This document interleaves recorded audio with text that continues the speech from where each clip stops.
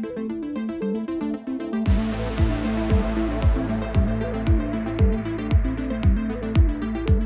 I'm Toby, and welcome to Finder Facts, the show where we take the internet's burning questions and answer them. Today's fact, claiming Centrelink.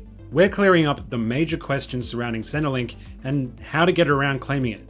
I'm joined online by our Centrelink expert, Chris Stead. How's it going, Chris? Good, mate. How are you? Yeah, good. Everyone's probably heard endless complaints of bureaucracy getting in the way of payments. What has the government done to help with this one? Yeah, well, obviously it's a huge and different time for the whole country at the moment, and the government's doing a lot to knock down the barriers we're used to seeing at Centrelink. So we've seen things like the partner income test, for example, be greatly increased to 79,000 or 3,068 per fortnight. So that allows a lot more people to be eligible for the Centrelink payments. We've also seen things like the liquid acid test get waived. There's more things that have been waived just to kind of streamline the process. And you also don't have to go into the actual centres now. So obviously trying to avoid people being in contact with each other. So a lot of it's done through phone calls and online. It's kind of like also opened up the process a bit, made it a lot more easy for people to get access to it. And there's exemptions as well that are in place to kind of be more realistic about people being able to go finding new jobs at the moment when you can't actually go in and do those kind of job interviews. So they've done a lot to break down the barriers and make it a lot easier for people to access Centrelink. Will I get the coronavirus supplement and the economic support payment? Yeah, well, look, that was noted in our article, and I had a lot of questions about it from readers. You can't get both, so you get one or the other. So if you're on Jobseeker, youth allowance, there's a few of the welfare payments, then you'll get the coronavirus supplement. Now that's an additional $550 payment that'll go on top of your welfare payment each fortnight.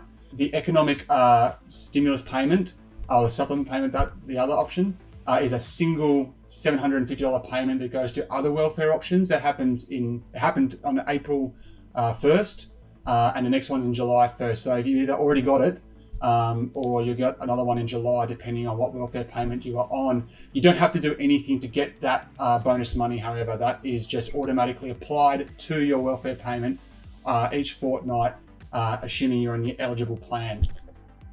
So when should people start to apply for this? Yeah, look, great question. People should start applying right now. The reason for that is that payments are backdated to when you register your intent to claim the Jobseeker payment.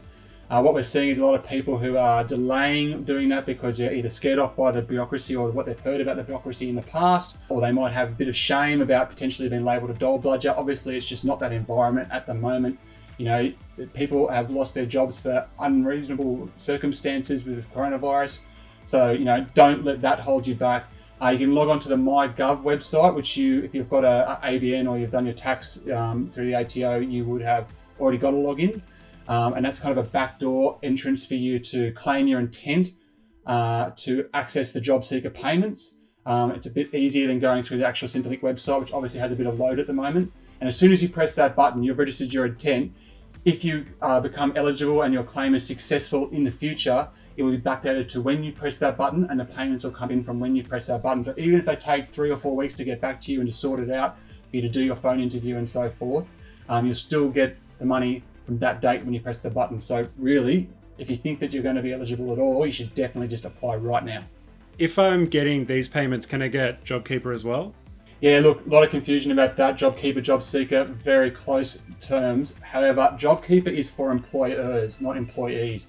So Jobkeeper is a program that's been put in place by the ATO to encourage businesses to not get rid of their staff because of a downturn in profits, but instead keep that relationship going by having Jobkeeper wage subsidies. So Jobkeeper wage subsidy is a $1,500 a fortnight subsidy for the business to give to an employee. And if you get that Jobkeeper supplement from your boss, then you are employed. Jobseeker, on the other hand, is the people who are unemployed, who don't have a job or have got hours that are so reduced that they're underneath the threshold, which is listed in the article. I think we've answered all the major questions today. Thanks, Chris. Good luck, everybody.